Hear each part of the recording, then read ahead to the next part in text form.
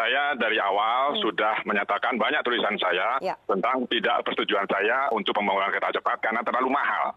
Kemudian juga yang mau naik siapa? Karena kosnya pasti mahal kecuali nanti disubsidi. Yang itu menyalahi Perpres 107 waktu itu.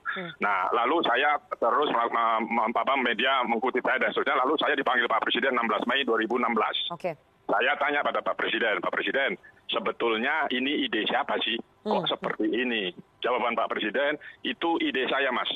Karena untuk menjadi bangsa yang besar, kita harus mempunyai teknologi tinggi. Dan saya memilih kereta cepat karena dibantu Cina, itu waktu saya diajak naik kereta oleh Xi Jinping, ini enak sekali dan Cina mau bantu. Saya bilang, oke Pak, tetapi kosnya mahal sekali. Enggak, tenang saja. Tidak apa-apa, bisa kita biayai. Ya sudah, saya sudah sampaikan kemungkinan-kemungkinan yang sekarang terjadi.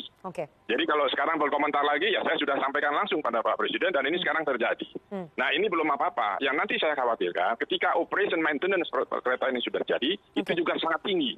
Lalu yang mau naik siapa? Karena jurusannya hanya dari Halim sampai Padalarang, tidak lagi sampai Bandung. Tidak berhenti di Kerawang, tidak berhenti di Walini. Sehingga pertanyaan saya, kalau kita mau ke Bandung, naik kereta cepat, katakan 40 menit, tapi habis itu turun kereta, lalu sambung apa? Angkot, bus, atau kereta parahyangan, itu merepotkan. Karena orang membawa bagasi, lalu menggendong anak, kan susah. Sehingga pertanyaan saya, siapa yang mau naik? Ketika yang mau naik sedikit, tentu cost untuk operation maintenance-nya naik. Lalu kapan kembalinya itu bisa dihitung, ada hitung-hitungannya. Karena saya punya proposal yang dibuat oleh Jepang dan proposal yang dibuat oleh Cina. Tapi Pak Agus sekali lagi, apakah kemudian ini menunjukkan meskipun Anda dan mungkin para pengamat yang lainnya sudah pernah mengingatkan Presiden, ini menunjukkan bahwa ada skema perencanaan yang salah ya? Bukan yang salah setelah berjalan, dari dulu juga salah. Makanya saya bilang kan terlalu mahal. Karena saya sudah pastikan, saya sampaikan pada Pak Presiden, pasti akan ada hal-hal yang membuat Pak Presiden repot. Nah sekarang ini yang terjadi. Ya kan, jadi bukan salah karena sudah jalan lalu salah, enggak. Memang dari awal itu hitung-hitungannya. Kalau yang dibuat oleh Jepang itu kan, ini kan proyek Jepang, lalu diminta paksa oleh pemerintah diberikan pada Cina. Ini bukan pakai tender ya. Pejabat negara yang selalu menjadi kepercayaan pemimpin populer, ya dia lagi, ternyata sekarang tugasnya ditambah untuk menyelesaikan proyek kereta cepat Bandung-Jakarta. Triliunan anggarannya untuk membangun dengan harga lebih mahal daripada membangun kereta Beijing-Shanghai yang berbatu, bergunung yang terjal secara harga per kilometernya. Membangunnya di saat negara lagi miskin lagi, tak beruang, ditambah ekonomi rakyat bawah Senin Kemis. Sementara pejabatnya hanya peduli pada maunya oligarki. Jadinya membangun jaringan kereta cepat itu harus, sekali lagi harus, dan pastinya pakai hutang. Lalu dengan hutang yang kelewat besar tersebut, apa balik nilai ekonomis dengan banyaknya komuter orang yang pakai transportasi kereta cepat tadi? Pertanyaan berikutnya, apa sih urgensinya membangun proyek mercusuar seperti begitu? Proyek itu kalau kita bandingkan dengan uang yang sama buat beli kapal nelayan misalnya, nelayannya kaya, rakyat dapat makan sehat ikan, perompak hasil kekayaan laut Indonesia, kapal-kapal asing terusir, Indonesia nelayannya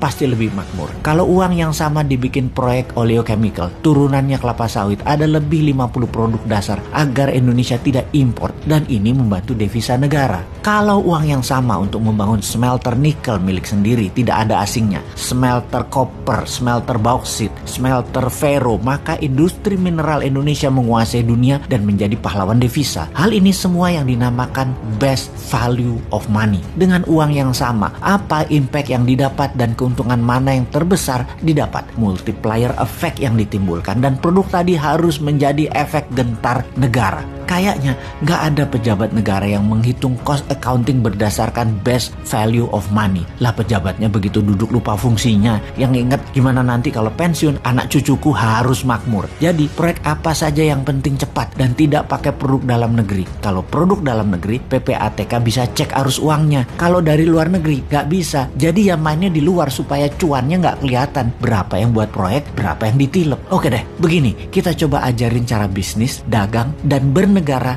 dalam satu penjelasan sekaligus. Nomor 1, spek material harus 100% produk lokal karena hal yang statis sekali lagi harus produk lokal.